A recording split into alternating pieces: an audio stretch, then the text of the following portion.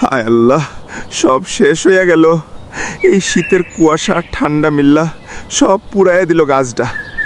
কইছিল মানুষজন এবার আলুর দাম ভালো হইব, আর আমি ধার কইরা সার বীজ কিনলাম, এখন কি দিয়া সুদ করুম?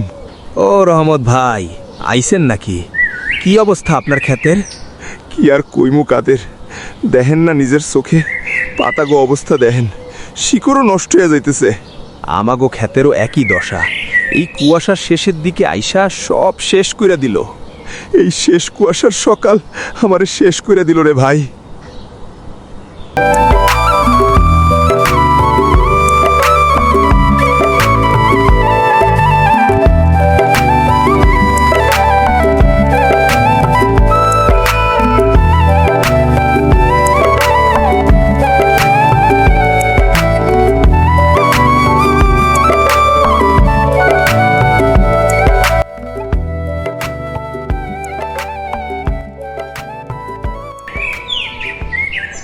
সেই সকালবেলা বের হয়ে গেল খেতে। কত বেলা হইল এখনো বাড়ি আইলো না। কি যে চলছে তার মনে আল্লাহই জানে। রহিমের মা, সাওয়াল কি সকালে খাইছে নাকি এখনো বইয়ের মধ্যে মুখ লুকায় বইসা রইছে? একটু আগে খেজুর গুড় দিয়া জবের রুটি খাইলো। মনে হয় করিম ভাইয়ের পোলা সুজন এর কাছে গেল বাংলা পড়ার নোট আনতে। সেই সকালবেলা গেছো খেতে, এতক্ষণ সময় লাগলো বাড়ি ফিরতে। কি হইল, এত চুপচাপ কেন? ক্ষেতের অবস্থা কেমন? সব শেষ রহিমা, আলুগো গাছ পুইরা গেছে ঠান্ডায়। আর 2 সপ্তাহ পাইলে কিছু বাঁচত। কি কইতাছ? এত টাকা ধার কইরা চাষ করলা, এখন আর কি আর করুম? মহাজনের টাকা শোধ দিবার সময় আইতেছে, হাতে 1 টাকাও নাই। আব্বা, আমার স্কুলের ফি এই মাসে দিতে হইব। সার কইছে দেরি করা যাইব না। বাবা, এইবার হয়তো একটু দেরি হইব। তুই স্যারেরে কইস আব্বার ফসল নষ্ট হইছে। আব্বা, আমি পড়াশোনা ছাড়ুম না।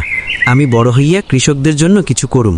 দেখছো পোলাটা কত আশা করে আছে, তুমি ভেঙ্গা পড়লে চলবো?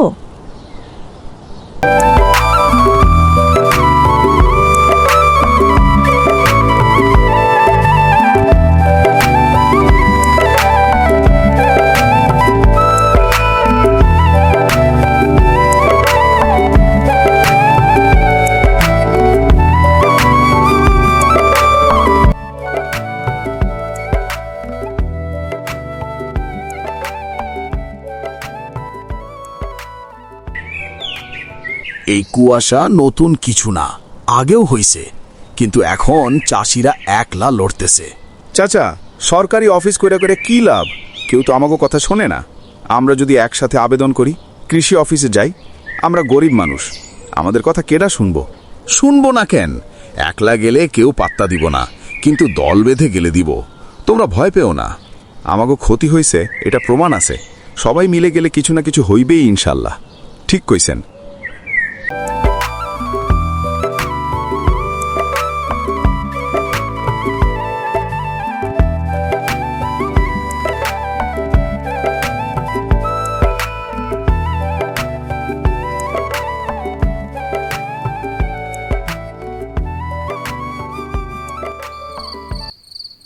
তুমি কি ভাবতেছো?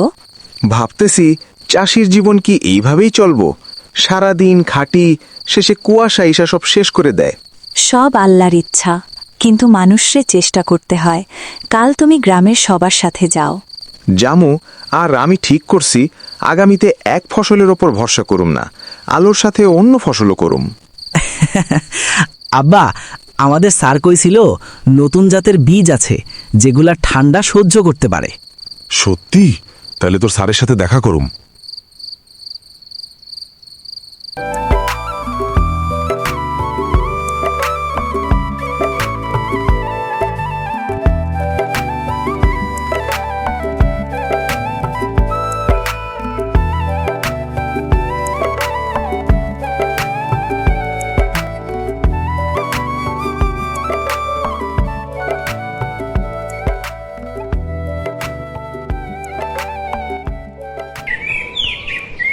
আসসালামু আলাইকুম স্যার, আমি রহমত। আমাদের গ্রামে এবার আলুতে অনেক ক্ষতি হয়ে গেছে, তাই আপনার কাছে পরামর্শ নিতে এসেছি। ওয়ালাইকুম আসসালাম। কী ধরনের ক্ষতি হয়েছে বলুন? আলুর পাতায় সমস্যা, নাকি গাছে পচন, নাকি ফলন কম? স্যার, শুরুতে গাছ ভালো ছিল, কিন্তু হঠাৎ করে পাতায় কালচে দাগ পড়ে, পরে পাতা শুকিয়ে যায়। কিছু আলু মাটির নিচে পচে গেছে, অনেক জমিতে ফলন কমে গেছে। আপনার কথা শুনে মনে হচ্ছে লেড ব্লাইট বা আগামরড়া রোগ হতে পারে। এটা আলুতে খুব ক্ষতিকর রোগ, বিশেষ করে শীতের শেষে কুয়াশা, আর্দ্রতা বেশি থাকলে দ্রুত ছড়ায়। স্যার, আমরা তো ওষুধ দিয়েছিলাম, তবুও কাজ হলো না। তাহলে কি ভুল হয়েছে? খুব ভালো প্রশ্ন। অনেক সময় ওষুধ দেওয়া হলেও কয়েকটা কারণে কাজ হয় না। যেমন 1. রোগ হওয়ার আগেই প্রতিরোধমূলক স্প্রে না করা। 2. ভুল মাত্রায় স্প্রে করা। 3. একই ধরনের ছত্রাকনাশক বারবার ব্যবহার করা। 4. কুয়াশা ও বৃষ্টির পরে স্প্রে না করা। 5. স্প্রে করার সময় পাতার নিচের অংশ ভেজানো না হওয়া। তাহলে স্যার, এখন আমাদের কি করা উচিত? আমরা তো ক্ষতিগ্রস্ত হয়ে গেছি। প্রথমত, ক্ষতি হলেও আপনি হতাশ হবেন না। আমরা চেষ্টা করব ভবিষ্যতে যাতে একই সমস্যা না হয়। এখন আপনাকে কিছু গুরুত্বপূর্ণ বিষয় শেখাই, যা আপনার পরবর্তী মৌসুমে কাজে লাগবে। জি স্যার, বলুন। 1. ভালো বীজ আলু নির্বাচন। আপনি কোথা থেকে বীজ এনেছিলেন? বাজার থেকে এনেছিলাম স্যার, দাম কম ছিল। এখানেই বড় সমস্যা। বাজারের বীজ অনেক সময় রোগাক্রান্ত থাকে।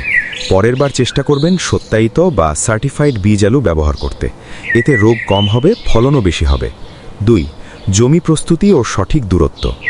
আলু চাষে জমি ঝুরঝুরে করা খুব জরুরি, আর গাছের দূরত্ব ঠিক না হলে বাতাস চলাচল কম হয়, আর্দ্রতা জমে থাকে, ফলে ব্লাইট দ্রুত হয়। 3. সেচ ব্যবস্থাপনা। আপনি কিভাবে সেচ দিয়েছেন? মাঝে মাঝে বেশি পানি দিয়ে দিতাম স্যার, কারণ মনে হতো গাছ শুকিয়ে যাচ্ছে।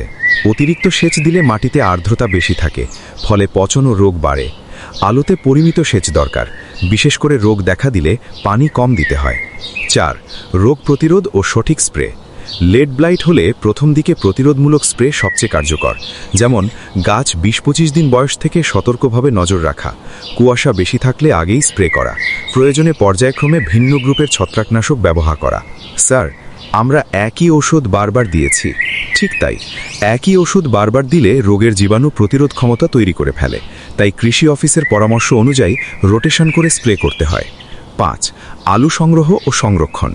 অনেক সময় আলু ঠিকভাবে তুলতে দেরি হলে বা মাটিতে পানি থাকলে আলু পচে যায়। তাই আলু তোলার আগে সেচ বন্ধ রাখতে হবে।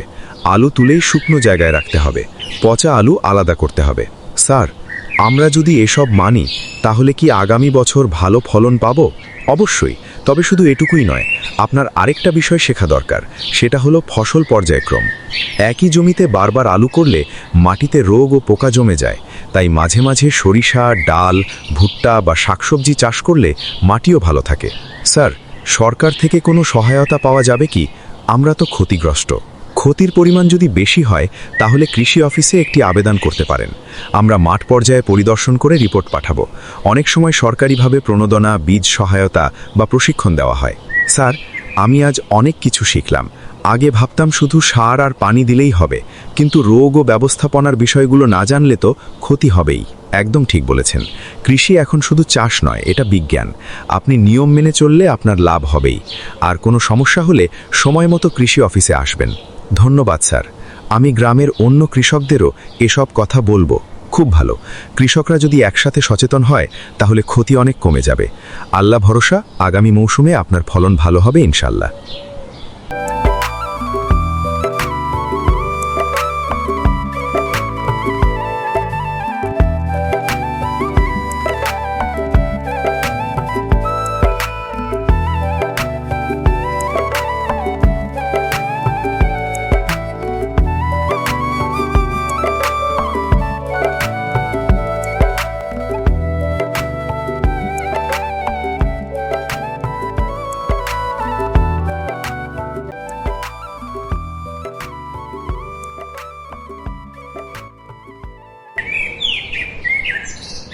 দেখছোস বাবা, শেষ কুয়াশার সকাল আমাদের অনেক কিছু শিখাইছে। কি শিখাইছে আব্বা? শিখাইছে একলা লড়াই করলে হারি, একসাথে লড়লে জিতি, আর নতুন কিছু শেখা ছাড়া উপায় নেই। রহমত, ঘরে আও, রোদ উঠতেছে, আজ মনটা ভালো লাগতেছে। আইতেছি। কেমন আছো রহমত? মন ভালো তো?